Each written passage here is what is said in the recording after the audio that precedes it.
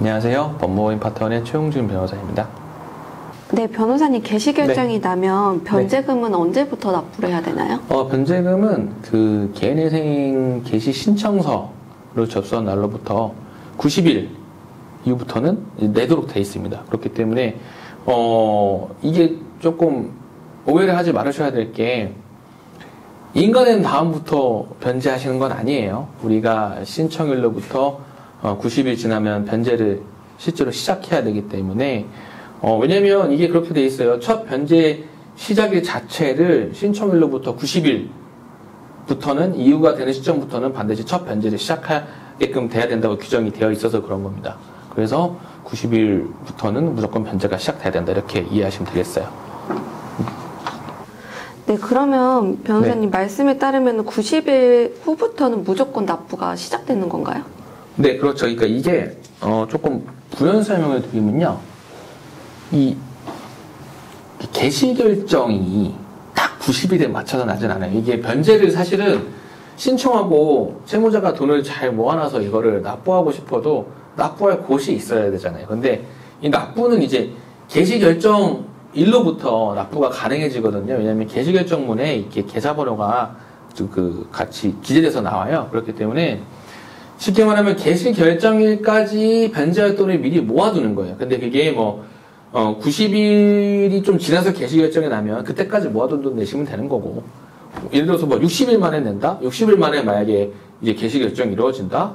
좀 빨리 내가지고요. 그러면 그때까지 모아둔 돈을 개시 결정일부터 내면서 변제를 시작하시면 되는 거예요.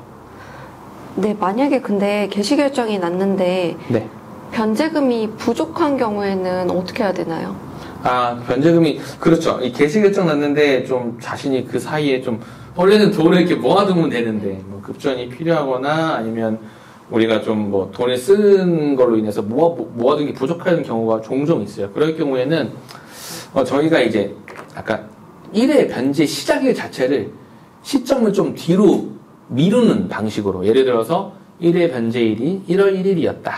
그러면 우리가 그거를 2월 1일 또는 3월 1일로 조금 더 뒤로 미루는 방식으로 변제 계획안을 수정해도 되겠는지 여부를 법원에다 허가를 좀 신청합니다. 그래서 그것이 받아들여지면 그 미뤄둔 기간만큼은 우리가 돈을 모을 기간이 조금 더 생기겠죠. 그때 돈을 모아가지고 모을 수 있는 건데, 근데 이렇게 변제 계획을 수정하는 게 또 반드시 받아들여지는 건 아니에요. 그래서 경우에 따라서는 그렇게 1회 첫 변제 시작 예정일을 바꿔가지고 그 허용되는 기간만큼 돈을 모아서 부족분을 메꾸는 방안도 생각해 볼 수 있다. 이렇게 이해하시면 되겠습니다.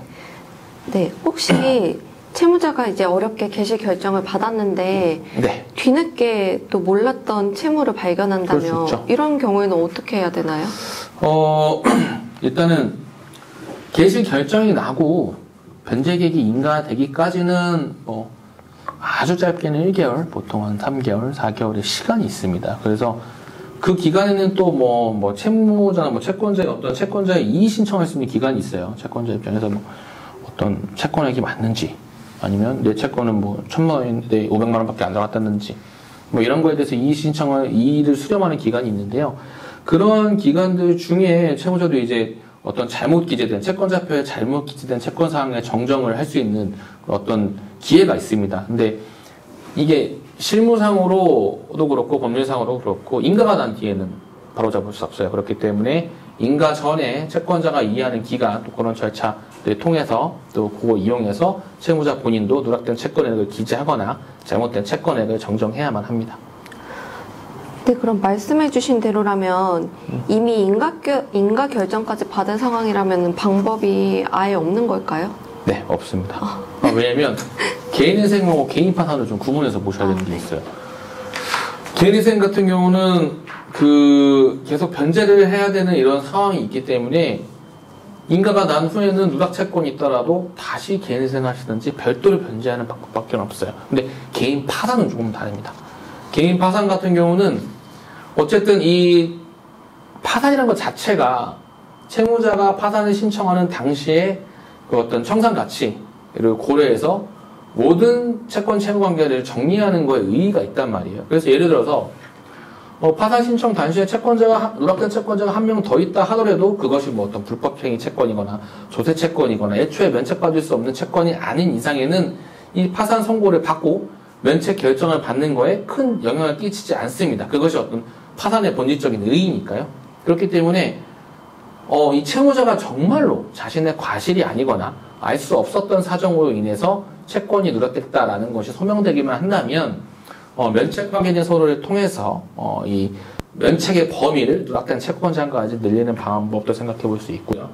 또 하나는 그 누락된 채권에 관련된 채권자가 갑자기 강제 집행을 한다거나 어떤 경매 신청을 한다거나 이럴 경우에는 청구 이의소라는 게 있습니다. 이게 집행 권한에 의해서 집행하는 것을 막고자 하던 소송인데요. 이 청구 이의 소송을 통해서 내가 이미 면책을 받았기 때문에 이 사람한테는 실질적인 집행 권한이 남아있지 않다라는 것을 골자로 해서 집행행위를 막을 수 있는 그런 수단이 있습니다.